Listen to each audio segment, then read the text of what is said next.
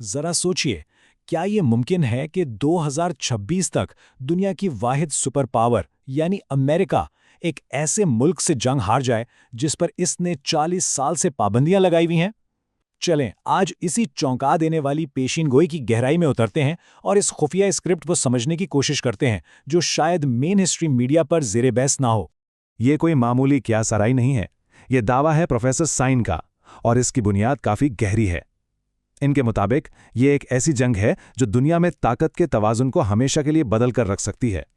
اور یہی تو سب سے بڑا سوال ہے، آخر وہ کیا وجہ ہو سکتی ہے؟ وہ کون سے عوامل ہیں جن کی بنیاد پر ایک فوجی اور معاشی سپر پاور کو شکست کا سامنا کرنا پڑ سکتا ہے؟ اس پورے تجزیے میں ہم اسی سوال کا جواب تلاش کریں گے۔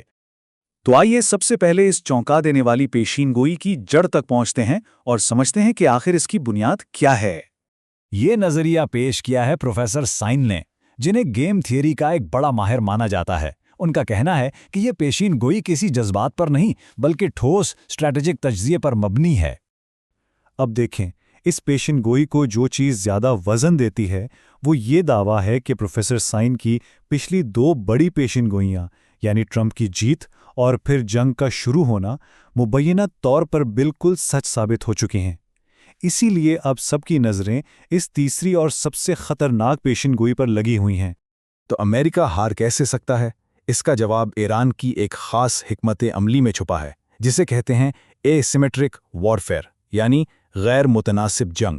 اس کا سیدھا سادہ مطلب یہ ہے کہ آپ دشمن سے اس کی طاقت کے میدان میں نہیں لڑتے بلکہ اس کی کمزوری پر وار کرتے ہیں۔ ایران امریکی فوج سے براہ راست ٹکرانے کے بجائے ایک بالکل ہی مختلف کھیل کھیل رہا ہے۔ تو یہ ایک دو قدمی منصوبہ ہے۔ پہلا قدم امریکہ کے جو اتحادی ہیں خلیجی ممالک میں جیسے سعودی عرب اور UAE، ان کے اہم انفراسٹرکچر کو نشانہ بنانا، مطلب پانی اور توانائی جیسے سسٹم کو ناکارہ کرنا۔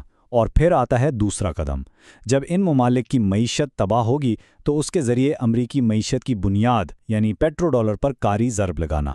یہاں پیٹرو ڈالر کا نظام ہی اصل کھیل ہے۔ دیکھیں، خلیجی ممالک اپنا تیل صرف امریکی ڈالر میں بیچتے ہیں، جس سے دنیا بھر میں ڈالر کی مانگ بنی رہتی ہے۔ پھر وہی اربوں ڈالر واپس امریکی معیشت، خاص طور پر اس کی AI انڈسٹری اور سٹاک مارکیٹ میں لگائے جاتے ہیں۔ اس تھیوری کے مطابق اگر پیسے کا یہ بہاؤ رک گیا تو امریکہ کا پورا معاشی ڈھانچہ، جسے ایک جھوٹا AI ببل بھی کہا گیا ہے، دھڑام سے نیچے آ گرے گا۔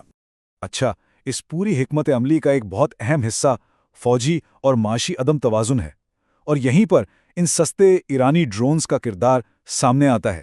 یہاں فرق بالکل صاف نظر آتا ہے۔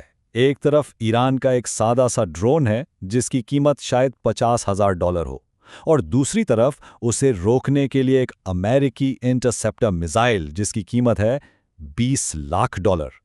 اور یہ چارٹ تو پوری کہانی خود ہی بتا رہا ہے۔ ذرا اس فرق تو دیکھیں، ایک امریکی میزائل $20 لاکھ کا، اور اس ایک میزائل کی قیمت میں ایران 40 ڈرون بھیج سکتا ہے۔ یہ ایک ایسی معاشی جنگ ہے جسے جیتنا تقریباً ناممکن ہے۔ آخر کوئی ملک کب تک $20 لاکھ کا میزائل صرف $50,000 کے ڈرون کو گرانے کے لیے استعمال کرتا رہے گا؟ تو اصل نکتہ یہ ہے کہ امریکہ کے مہنگے میزائلوں کا ذخیرہ بہت تیزی سے ختم ہو رہا ہے۔ اس ماخذ کے مطابق وہ مالی طور پر اس جنگ کو زیادہ دیر تک جاری نہیں رکھ سکتے، اور یہی شاید اس عالمی غلبے کے خاتمے کا آغاز ہے جو اس نے اب تک قائم رکھا ہوا تھا۔ یہاں سوال یہ پیدا ہوتا ہے کہ اگر یہ جنگ اتنی ہی نقصان دہ ہے تو امریکہ اس میں شامل ہی کیوں ہوا؟ یہ ماخذ اس کے پیچھے 3 بڑی وجوہات بتاتا ہے۔